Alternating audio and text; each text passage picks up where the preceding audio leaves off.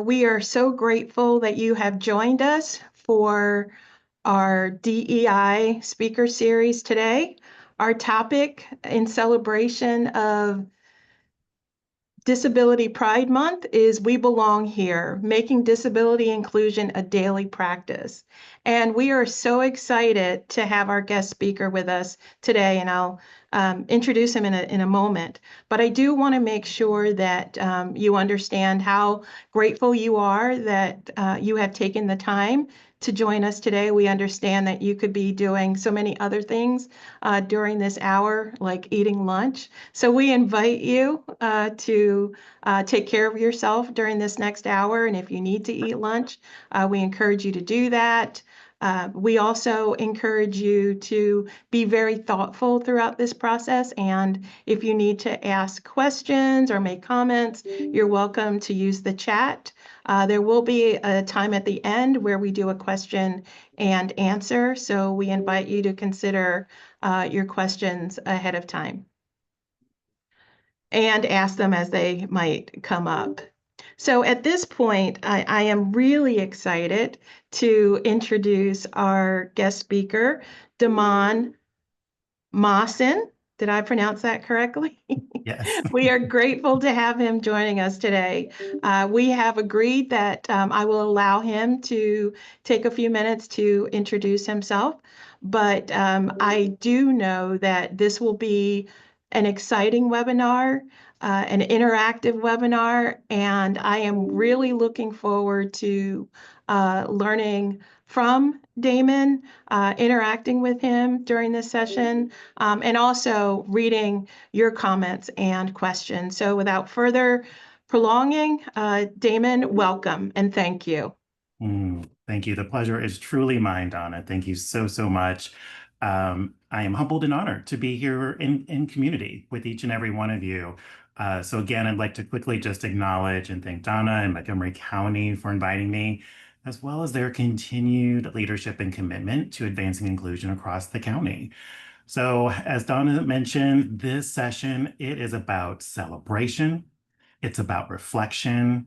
And equally important, it is about action because we all have a role to play in building truly inclusive environments. And before we dive in and get the show going, I welcome the opportunity to learn a little bit more about today's audience via this anonymous multi-select poll question. So would love to learn a little bit more about who's with us in community today. So if you'll take just a moment, welcome the opportunity to learn a little bit more about you in terms of which best reflects your connection to disability. You identify as a person with a disability, perhaps maybe you're a caregiver of someone with a disability, maybe you're working alongside or supporting colleagues with disabilities, might be an ally, or you're here to learn even more, or a combination of these five.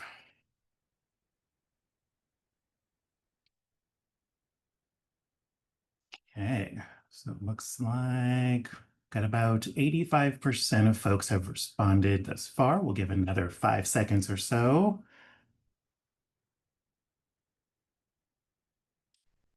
Okay, looks like voting has stopped. So Colin, could we take a look and see at our results here?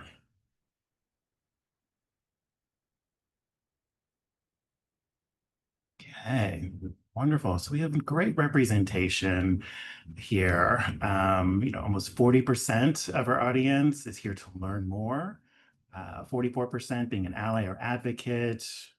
Third, identifying as a person with disability. Great. Also hearing about being a caregiver or working alongside individuals with disabilities as well. All right. Wonderful. Great representation here. All right. Thank you.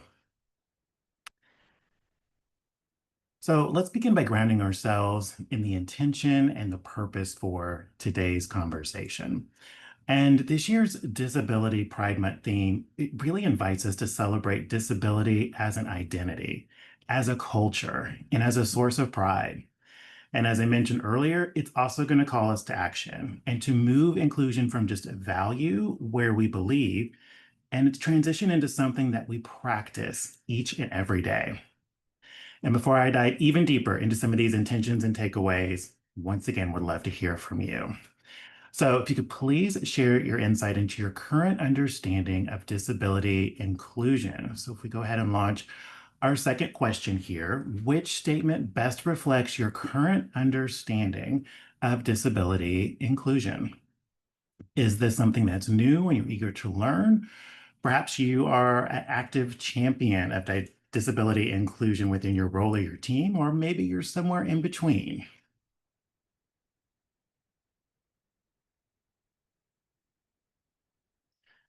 And this is where every webinar I say, gosh, I should have some music, or maybe if I were vocally trained, I could hum along for a little bit as, as responses are coming in. Let's see here. All right, we'll wait just another second. We have almost 90% have responded. All right, without further ado, let's take a look at our responses here. So we're looking at almost the majority here, having some experience supporting disability inclusion in some capacity as well. And about a third being familiar with some general concepts, but eager to deepen understanding as well. And then we've got some champions as well as a few where this might be new, but very eager to learn. Okay.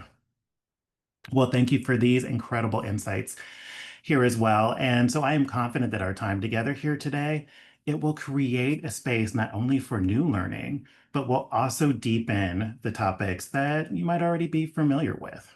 So what's in store today? Where will we explore? We will start by reframing our understanding of disability. We'll also take a look at what it means to proactively embed accessibility. And then we'll also explore how each of us can actively contribute to a culture of belonging.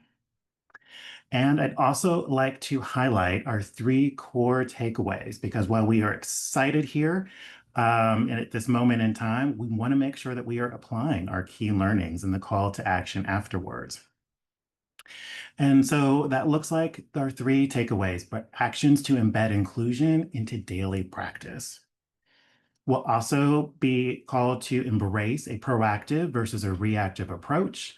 And then third, understanding that our shared responsibility, it lies in each of us to create inclusive workplaces and communities. And so to help support our learning experience today, Colin is going to drop a document, which is a glossary for some key terms that will be referenced throughout our time here together. And this can be an incredible resource to continue to leverage even after our time together here today.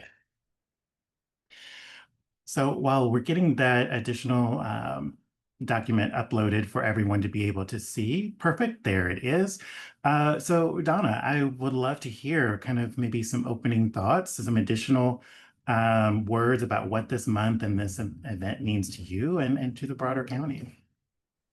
So, and thank you for this question because it's a really important question for us to consider as a county.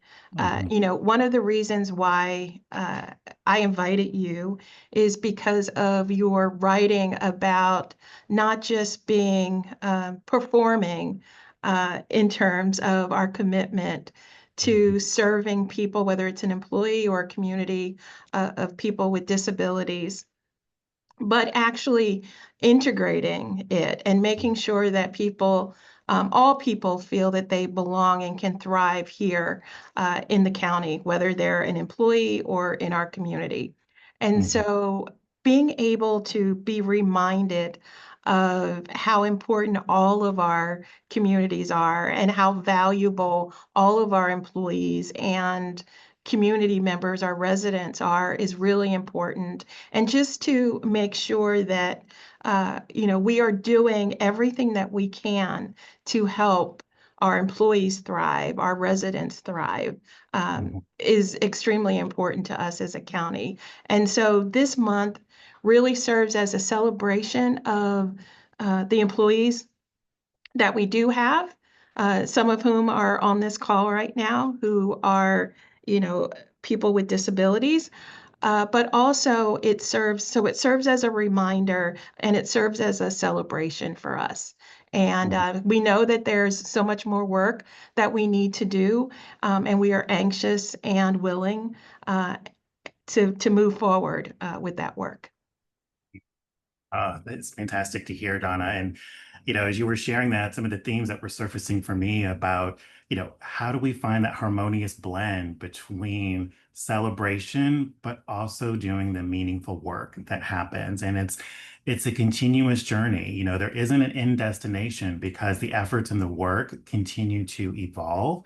As we all evolve, as society evolves as well. And so that's also the excitement about this never ends, the journey, the celebration, the work. We're going to keep on keeping on, and we're bringing more and more individuals with us. Absolutely. Yeah, yeah. Wonderful, wonderful. And so I'd love to take just a quick moment here to talk a little bit more about the county's commitment to equity and inclusion. And, what really stood out to me as I was preparing for today's session is that as I went online to learn more about the county's efforts, and what stood out to me right away was how visible the commitment is to diversity, equity, and inclusion. Um, Navigating our current larger societal and political landscape, some of this work isn't quite as visible, and folks aren't quite as vocal in their commitment to this work. And so it was such a pleasant surprise to be able to only do one or two clicks before I was already on the homepage and seeing these three commitments, which are displayed here. And so having that commitment to equity through a DEI office and embedding inclusive practices systems wide, such a bold and important step. And it really, really matters. So, it signals to employees and community members and everyone in between that inclusion, it's not just a moment, but it is shared and it's an ongoing priority. And when we think specifically about disability inclusion, so when it becomes a shared value, what do we see? We see stronger teams, we see better services, and we see more engaged communities. So inclusive framing, it strengthens both the employee experience as well as service delivery. And that can take many different looks and examples here. So if I were to throw a quick example out and say, if we have public forms that are accessible to screen readers and websites that have proper color contrast, it not only helps residents with disabilities, but it makes the information clearer and more usable for all of us. And so, as we think about our conversation here today, let's start with a solid foundation on how we can reframe our understanding of disability and go from possibly it being viewed as a limitation, but more about a part of human diversity.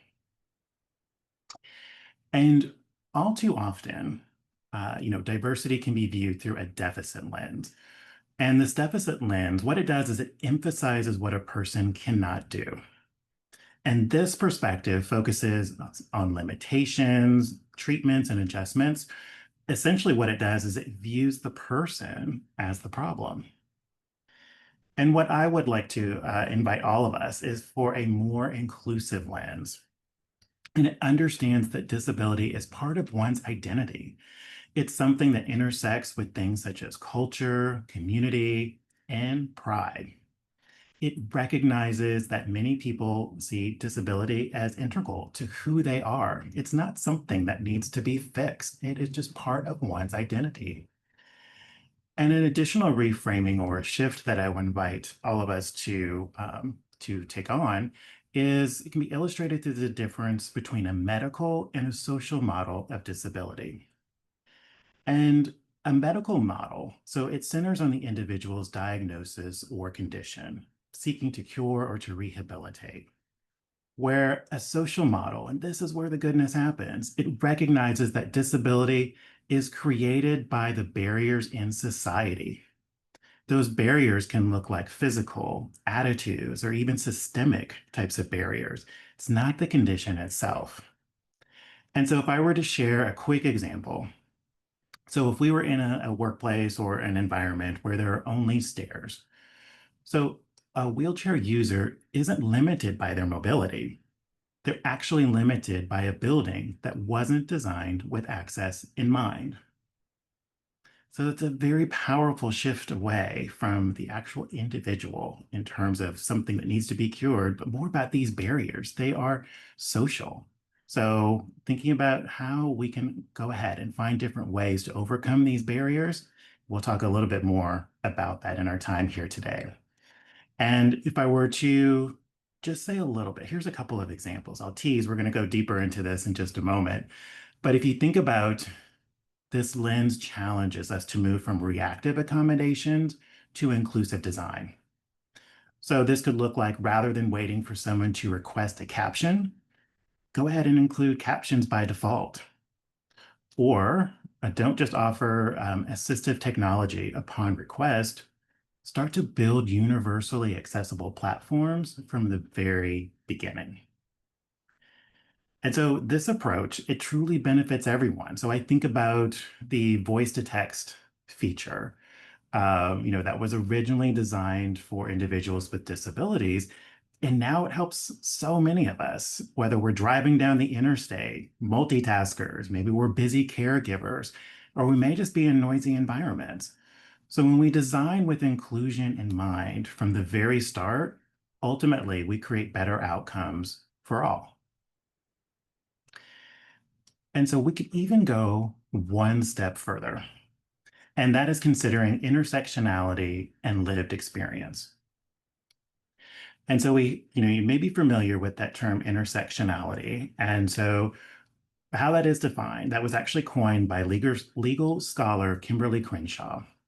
And what intersectionality does is it describes how our identities, so for example, race, gender, class, disability, age, immigration status, just for a few examples here are aspects of identity, it's how they interact to create overlapping systems of advantage or oppression. And so why does this matter? This actually matters deeply as it relates to disability inclusion. And so if I were to share another example here. So imagine that there's an individual with both a non-apparent cognitive disability and a marginalized cultural background. So this individual may face different barriers than someone with a visible physical disability and greater societal privilege.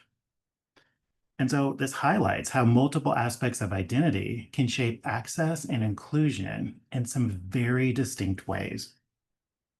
And so understanding intersectionality, what it means is that we don't view disability in a vacuum. And I would encourage and invite us to ask some of these powerful questions and provocative questions, such as how do race, income, or gender identity influence access to diagnosis, accommodations, or opportunities? So in essence, when we have intersectionality as a consideration, what does it do? It creates the space for lived experience, essentially the insights of people who experience these intersections, and it is vital. And when we center these voices, ultimately what we do is that we build better policies that reflect real needs. We surface barriers that we may not have seen before, and we also empower communities to lead change. These are some pretty incredible benefits for creating the space for lived experiences.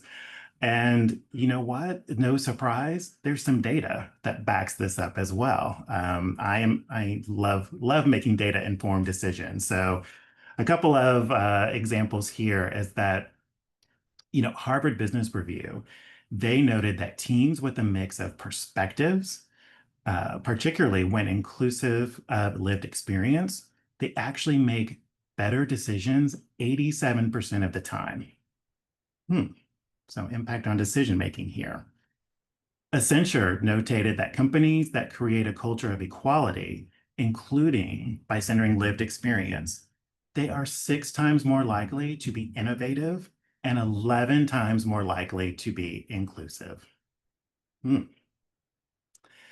And Disability In and Accenture also found that companies that embraced best practices for employing and supporting people with disabilities, had 28% higher revenue and twice the net income.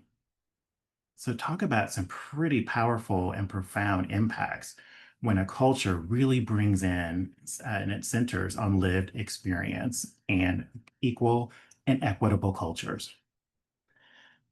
So, Donna, I'm curious.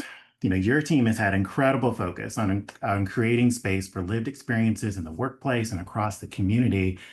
I'm curious, would you like to share in terms of how that has informed the county's disability efforts? Absolutely.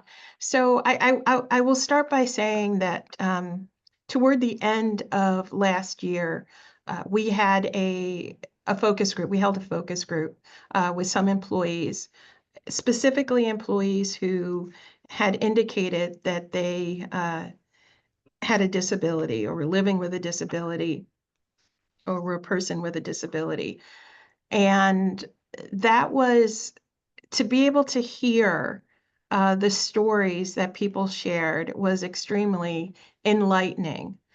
So it not only allowed me as the Chief Diversity, Equity, Inclusion Officer to have a real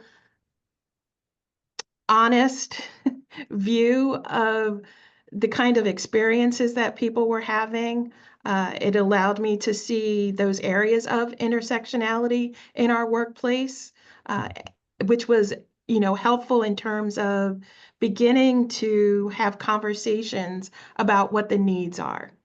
Mm, And so being able to interact with people and hear their real views on what it's like to work here in the county, what it's like to live in the county, and really get a sense of what kinds of barriers they felt or mhm, experienced, and what kind of policies they thought that we should implement. Was really helpful. And I do believe that being able to give voice mhm, to these individuals, to have somebody listen and then, take some action, but also share beyond myself, because it would do nothing if I heard these stories and just kept them to myself. So it was important to be able to share them with other people in leadership here to begin to make a difference. And so, lived experiences, being witness to lived experience, to hear stories of people's lived experience is extremely helpful in terms of moving in the direction where we might be changing policies mhm. or trying to remove barriers that exist. And so I'm looking forward to having more of those conversations in the near future. Yeah. Those conversations are so incredibly vital, and they are important to ensure that everyone is feeling seen, heard, and valued. And Don, I really appreciate your mention of having that connection about, the space has been created to share these stories and lived experiences, but now what happens to them? Mhm. How are they now helping to uncover barriers that perhaps were overlooked before or not even aware of? But then ultimately, now those policies, those strategies and actions, they are reflective of their true needs of those that will be impacted. And ultimately, if we serve multiple times, like this work actually benefits everyone. Right. Mhm. Yeah. Wonderful examples here of how it's informed the disability efforts, and multiple mentions here, Donna, about storytelling. And storytelling is absolutely one of the most powerful tools for inclusion, because what does it do? It personalizes policy. It brings emotion to strategy, helping us all have that emotional connection to the work. And it also helps us connect ultimately to each other, this shared human experience that we are all having. And when we make space for storytelling, we don't just amplify voices, we validate them.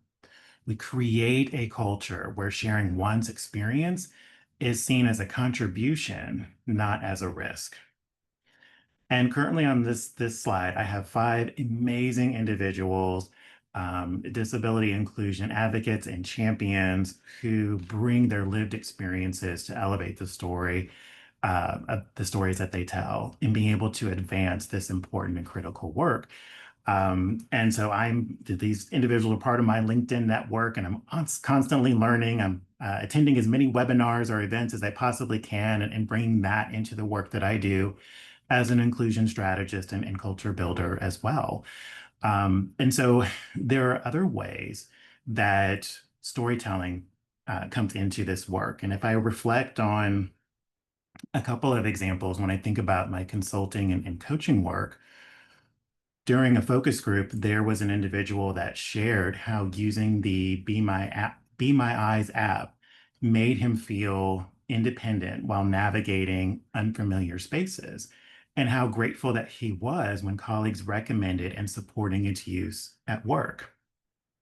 And for those that may not be familiar with the Be My Eyes app, it is a free mobile app that connects people who are blind or have low vision with sighted volunteers and company representatives for visual assistance through live video calls.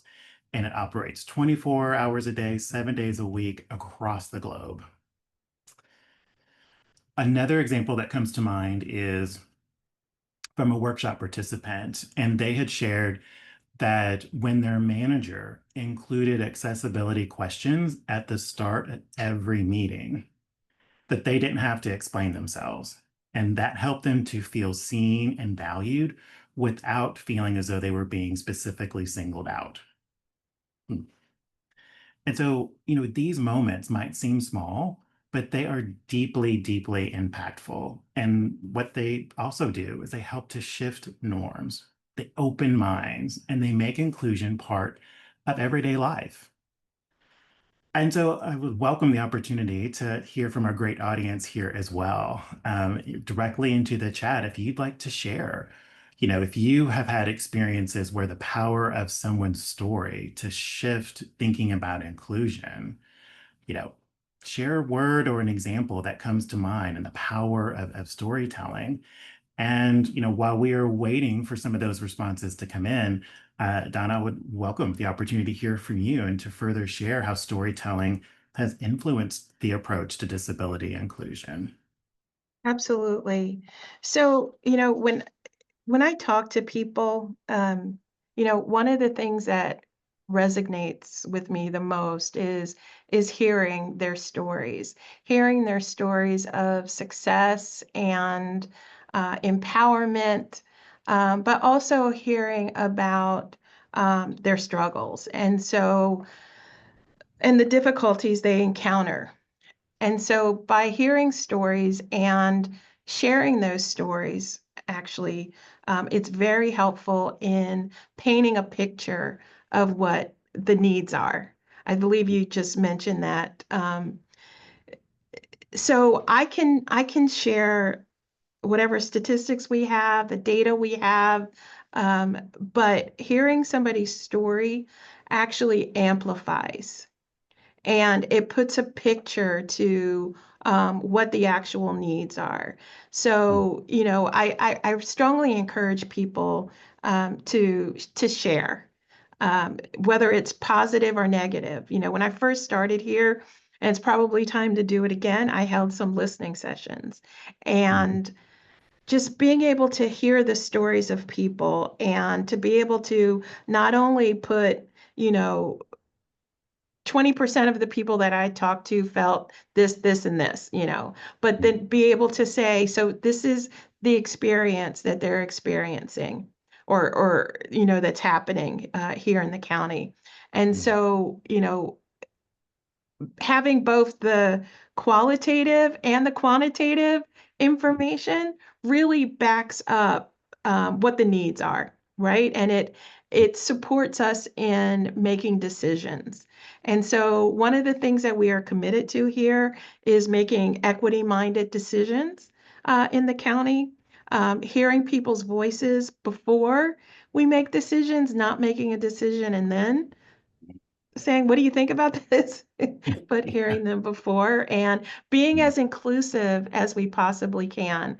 And so from the stories that I've heard, just, you know, telling us what we need to do and how we need to interact.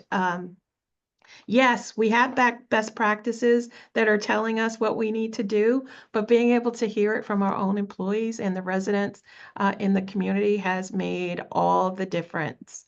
Mhm. I consider myself to be a scholar. Um, I'm always reading, I'm always learning, but I think that I learn the most from our human capital, the people that we serve. Hmm. Yeah, yeah. It's really when it all comes together, and Right. those are those moments that you hold close to heart. You keep top of mind as decisions are being made. Who's invited to be a part of the process, to celebrate the outcomes, to identify where there's still more work to be done. Right. Creating that space for everyone to come together, and those powerful stories, they stay with you. I can think back to some of the listening circles that I've been a part of over the years. I can also think about opportunities where I was very brave in sharing my own lived experience for the first time ever in my multi-decade career, and the impact that that had, feeling as though I finally had a voice in some of the decisions and the policies that were being made. Excuse me. Um, and it also really opened the eyes and perspectives of other individuals because there were just a lack of awareness of what my lived experience was like. And then it also allowed the opportunity for me to be on the receiving end as well as others were sharing their stories too. Yeah. And Ruth, I appreciate what you've put in here. So your Way Home team, the Your Way Home team has a lived experience advisory board for people who have experienced homelessness. Hearing their perspectives has been vital to help make policy changes that better serve our unhoused clients. Yeah, absolutely. Wonderful example there. Thank you, Ruth. Appreciate you sharing. And Donna, thank you for what you brought into the conversation as well. And so we talked a little bit about now we're bringing more individuals in and bringing together. And we've had some mentions about barriers. There are definitely some persistent barriers, and we have opportunities to remove them as we bring more individuals together in order to address them. And so, even when we see progress, we still face significant disparities. So nationally, the employment rate for disabled adults in 2024 was just under 23% compared to roughly 65% for non-disabled adults. And across Pennsylvania, just under 27% of disabled adults were employed in 2023 versus 65% of non-disabled adults. And so what does this data tell us? Is that people with disabilities are still facing significant systemic barriers in the workplace and across communities. And so we can look at a few key examples across four areas. So when we think about on the technology front, we often overlook digital inclusion. So think about platforms without screen reader compatibility, mobile apps without voice navigation, or even company websites that aren't keyboard accessible. These gaps absolutely impact everything from applying for jobs to accessing healthcare or even public services. There's also the physical environment. And so these barriers might look like buildings without ramps, narrow doorways, or restrooms that lack accessibility features. And even poorly designed office layouts with noisy open spaces can be overstimulating for individuals with sensory processing differences. When we think about barriers that are in the policy space, so as another hurdle here, that can be things such as inconsistent or unclear accommodation processes, the absence of flexible work policies, or even outdated job descriptions that prioritize quote unquote traditional working methods over the essential functions, that all of this can result in exclusion. And perhaps the most subtle but yet pervasive barrier is culture.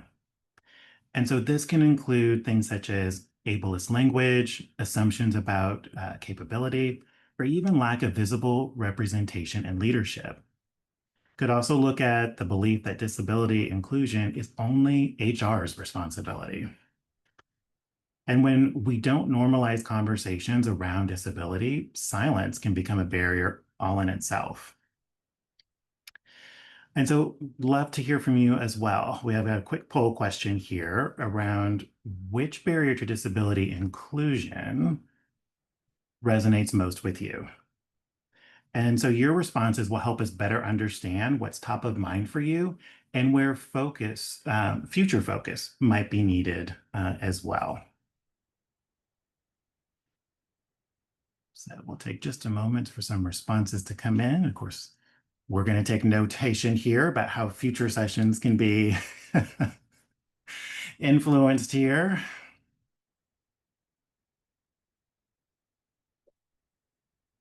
And let's see, got about 68% of responses. Give another 5 seconds.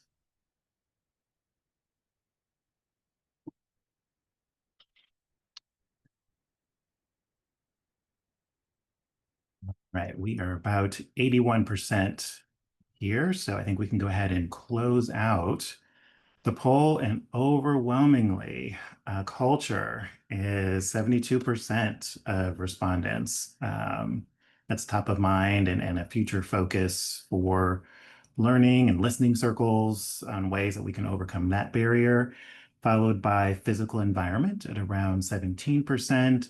And then technology and policy were right around 6%. Hey, fantastic.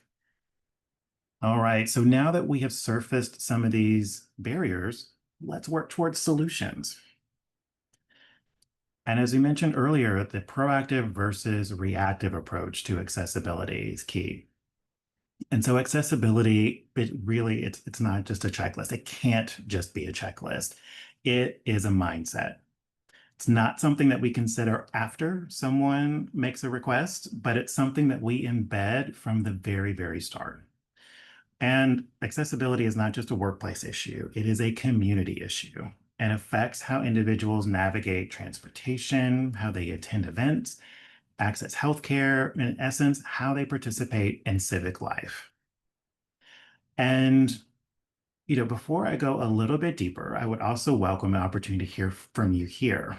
So in the chat, if there are some ways that you or your team have approached accessibility, whether in the workplace or in your community, we would welcome the opportunity to hear from you as well. So how have you been able to take that proactive approach towards accessibility?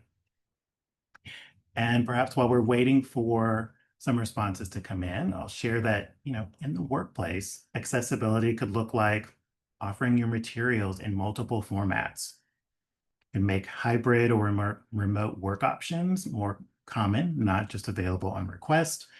And think about your learning opportunities, not relying on just one style of engagement, such as a lecture. So bring in multiple ways for individuals to learn.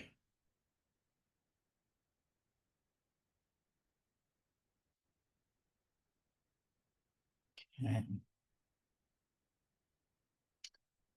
So it looks like chat is a little quiet at this moment, but go ahead and keep thinking with those great ways and examples. We welcome you to drop those into chat throughout the rest of our session.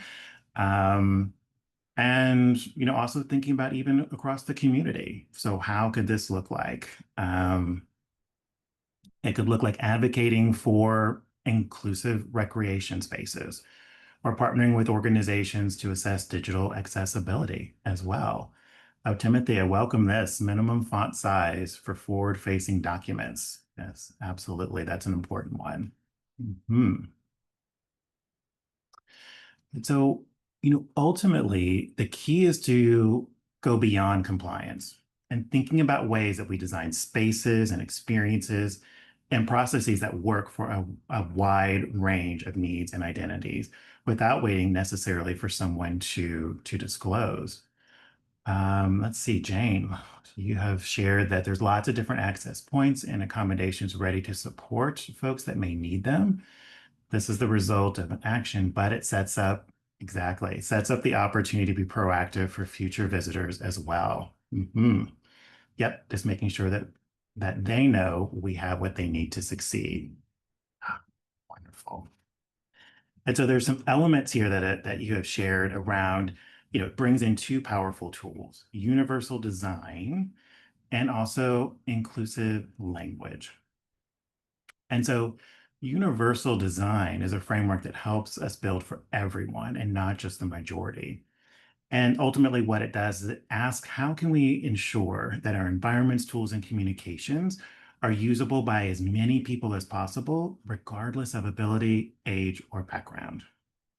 And so some examples could be using clear signage with symbols and high contrast colors, or designing documents with accessible fonts and logical reading order. So we heard about fonts that Timothy shared, and then also creating flexible seating and work arrangements in shared spaces. And universal design, it doesn't just help people with disabilities, it helps us all. So think about parents with strollers, older adults, people navigating temporary injuries as well. It really helps to lift us all. And also, very quickly here, I'll talk about inclusive language. And this is just a starting point here because language is always evolving and words matter because language absolutely shapes how we see each other and how we signal respect or belonging. And what I would also say is that the language that is used often depends on personal preference. So creating the space to be able to directly ask, what is the preferred language? So a couple of examples, you could say, person with a disability or disabled person versus handicapped or suffers from. And avoiding phrases such as crazy, lame, or tone deaf, which can let me try that again, perpetuate ableist thinking. And then replacing normal with typical, as in typical communication style instead of normal behavior. And so, these language choices, they may seem small, but they send powerful signals about who is welcome, valued, and who is seen. And as I mentioned again, language is always evolving, so it's always important to stay current, learning, and asking. And I would also say equally important is to extend grace to yourself. Sometimes you may get it wrong. I may get it wrong. We all do. That's part of this whole learning journey that we're on. But it's also creating the space to acknowledge that, extend some grace when a misstep or something as language is not used in the most inclusive way, and make a commitment to doing better. And so as our time is coming to a close, you may be thinking, gosh, how are we going to be able to put all of this into practice? I'm just one individual, or I'm just a team of two or three. What can we possibly do? There's actually a lot that we can absolutely do. Because disability inclusion, it's a shared responsibility. Each of us, we have a role to play. And so, perhaps maybe you're a people leader. You can begin every project with an accessibility check-in. Model those inclusive behaviors, such as captions, offering flexible work arrangements to the extent that you're able, or to push to make more options available, and making space for lived experience. Maybe you're part of the HR team. Think about ways that you can embed inclusion into performance evaluations and ensure that those job descriptions, they highlight the essential, not the idealized functions, and also help to streamline and demystify the accommodations process. And at the individual level, ask about access needs when planning meetings, advocate for accessibility in digital tools and physical spaces, and use inclusive language and interrupt ableist comments. And so these aren't just responsibilities, they're opportunities. Inclusion grows when it becomes part of our daily habits. And one additional way that we can fold into our daily habits is to move from lifting to truly leveling the playing field. And a powerful framework to help guide these actions, or we ask ourselves, are we lifting or are we leveling? And lifting means helping someone over a barrier, but the barrier remains. Whereas leveling can look like removing the barrier altogether. So in this visual, which may look highly familiar to some, we can see that, at the end of the day, we're giving a more equitable approach to resources on the left-hand side, but that barrier, that fence is still there. And if we're leveling, we're moving the barrier altogether. And now in this visual, everyone is able to enjoy this sporting event. And now there is something that I would say is important to consider. And while lifting, such as providing that one-time solution or support for an individual, it can be incredibly helpful in the moment. And it can also unintentionally signal that accommodations are only for some individuals. So in certain cultures in the workplace, this can feel a perception of preferential treatment, especially when others don't understand the barriers that are being addressed or the intent behind the accommodation. And this is why leveling is so incredibly powerful, because it normalizes access. It eliminates the need for individuals to advocate for what they need, because the system is already designed to meet a wide range of needs. And it builds equity by removing the barrier altogether, not just helping one individual overcome it. And so when inclusion is embedded systemically, it benefits everyone. It helps reduce stigma, and it leads to greater trust and fairness across the board. And so additionally, we think about some daily actions that can occur here. So here's some three pillars that I would invite us all to bring in. They can help guide us. So think about and envision accessibility as a default. So it goes beyond compliance. Build those accessible digital tools, standardize captions in meetings, and design forms that can be usable by all devices and screen readers. Think about culture and awareness. Again, that was definitely something that was top of mind for you. Encourage team storytelling around disability experiences, celebrate progress, and create safe feedback loops to identify those barriers. And then the third pillar is around policy alignment. Regularly audit your policies, especially around aspects of hiring, performance, and accommodations. Ask yourself, are they clear? Are they inclusive? And are they applied equitably? Like to quickly shine a highlight here on some organizations that are leading the way in embedding disability inclusion. So one is Microsoft.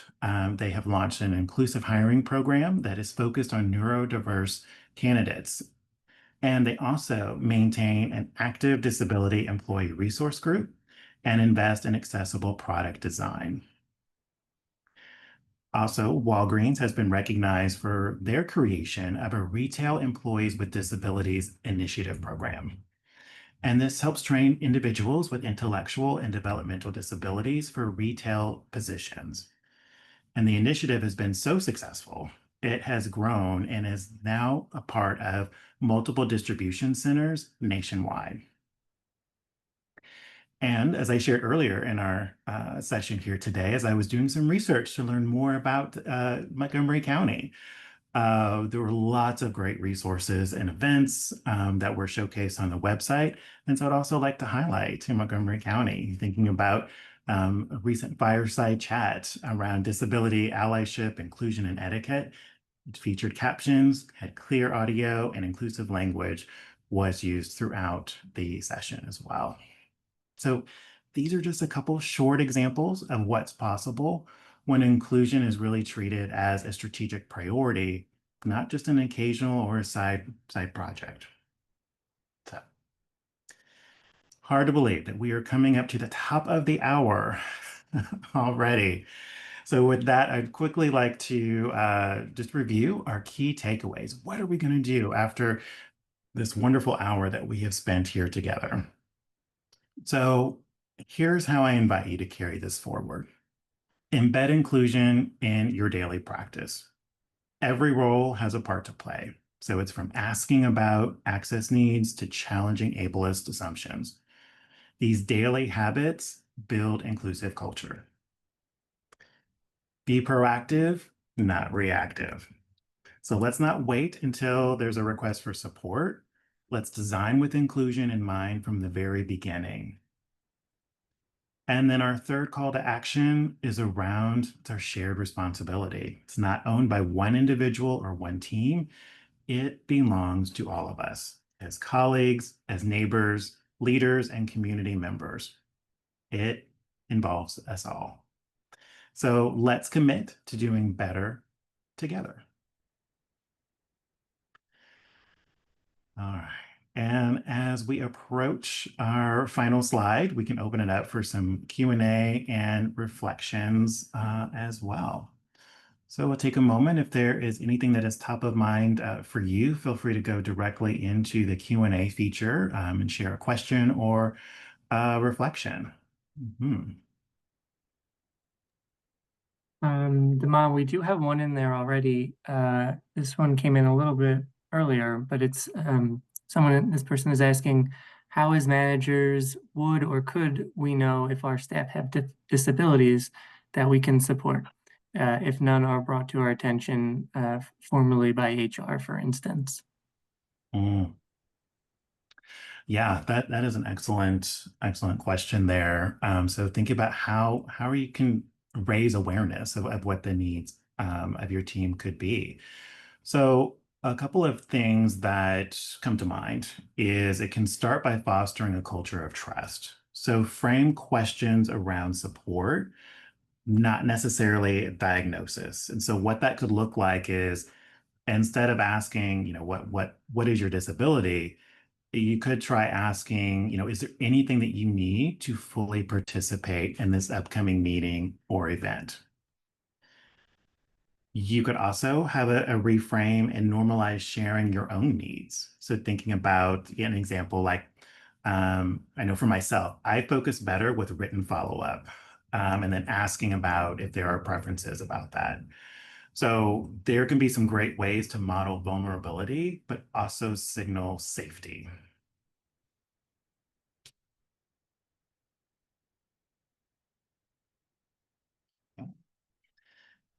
And while we're possibly waiting for some additional questions to come in, I'll share one that is commonly asked in the work that I do, and it's like, what are some ways to advocate for accessibility, even if someone is not in a leadership role? And so, what I would say is that you don't need a title to be a change agent. So, a great place to start is even asking your organization if they have an accessibility policy. And if not, that is absolutely a conversation starter. Making sure that you're sharing resources with your team about inclusive practices and ways that you can even model, recommending things like alt text to social media or internal posts, and then normalizing inclusive language, even within your own community. So think about those are some ways, even regardless of your role, that you may be able to advocate for accessibility. Damon, you kind of just covered this, but Jane had asked any recommendations to help amplify the accessibility of our services. Mhm. Yes, Jane, thank you for that question. And what I would add to some of what I've shared as well is thinking about how accessible or visible the accessibility of services are. Making sure that you can get a list or folks can become aware of the accessibility of services easily. It doesn't require multiple clicks in order to get that information. Think about how that can just be added or included in any communication that's going out. How can you find additional ways to tell the story and shine the light on the accessibility of the services that are available?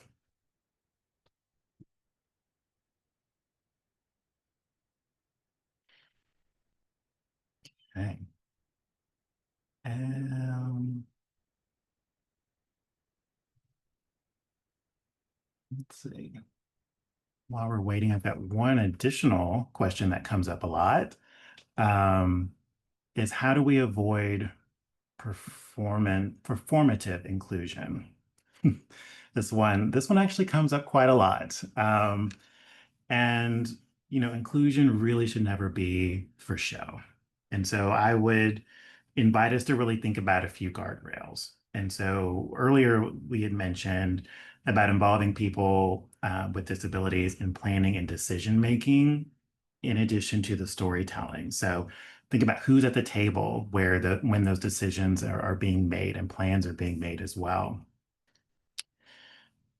Also consider things such as a long-term investment. So investing in long-term accessibility, not just a one-time campaign. I think coming together today is a great example of while we are celebrating Disability Pride Month, there's also a call to action to make sure that there is year-round efforts of inclusion that are being activated. And then lastly, this is always one of my favorites, is measure outcomes. It's not just intent. So at the end of the day, if we're coming together, we've got these great strategies and things of that nature that are coming together. What is the true impact? How do you measure progress? How will you identify additional barriers to be able to have your strategies evolve over time as well to make sure that they stay incredibly, incredibly effective? And so I know we're coming up at the top of the hour, and I don't see anything else coming up into the queue, but that doesn't mean the conversation ends as well. So there's great ways to continue to share your thoughts, your perspectives, listening circles, other feedback loops will be activated as well. And we'd love to immediately hear from you. It's an opportunity that we will share a survey link. We will drop that into the chat so we can immediately receive the gift of feedback. Before you move on to your next meeting or your next activity, we invite you just to take a couple moments to share your thoughts on today's event and think about, what future support or activities and strategies might look like as well. And I'll also share that as follow-up, you'll have a recording of today's session and a one-page resource that will be shared afterwards as well. So before I kind of get us all closed out, Donna, I'd also welcome and invite you to come in with any closing thoughts as we get ready to end our session. I just want to thank you for reminding us how important it is to build a culture where people feel safe sharing, and where our leaders in the organization and our colleagues have built a culture where people can trust that the information that they share, the requests that they make, are taken seriously. We really are trying to create a culture here where everybody can thrive, and where they feel like they belong. And the information that you have shared with us today has been helpful in helping us think about different ways of doing things, different ways of communicating, different ways of interacting with one another. And so I am grateful that we had this time with you, that you could share your knowledge, your experience with us. And I do want to say that, going back to sharing our stories and storytelling, we can't hide when people are open and honest and they're sharing their experiences. And so by, sharing, if you are a person with a disability, or if you have a story to share, having us hear those stories, like I said before, we can't hide from that. We can try, but we can't. And so, sharing the stories really sheds a different kind of light on the information that we've gotten. So I invite everybody who is on this call to share with me, to, either schedule a phone call, make a phone call, schedule an appointment, or whatever you need to do in order to share those stories. Because the more information that we have, the more we can work towards making sustainable change, not just being reactive, but being proactive, like you encouraged us to do, and not just performing, but actually implementing changes that are going to really benefit our employees and our community, and make lasting change and impact. So thank you for that. Yeah, absolutely. And just to complement everything that you just shared there as well, and also remind us all that it's about progress, not perfection. There there will be moments where we are going to celebrate great achievements. There will be other times where perhaps we had a misstep or we didn't quite get the desired outcome. but what is there to learn from that? How do we move forward? How do we do better? And we're bringing more and more folks with us in this important work of building equitable and inclusive spaces. So, each of us has a power to create that space. So all people, all identities are feeling seen, heard, and valued. And, close this out here, I would like to remind us all, it's not the end of a celebration here today, but it's the beginning of sustained action. So, Donna, thank you. And thank you, Montgomery County, the rest of the team as well. I appreciate your leadership and truly reminding us of what's possible when we prioritize equity and access. So, brighter days are ahead. We're going to celebrate now. We're going to make it even bigger, better, and brighter. Absolutely. So thank you again for your time. Thank you to everybody who has joined our call this afternoon. We appreciate you being here. And again, I invite you to share your stories, share this experience with your colleagues. And again, thank you. Have a wonderful afternoon. Yeah. Take care, everyone.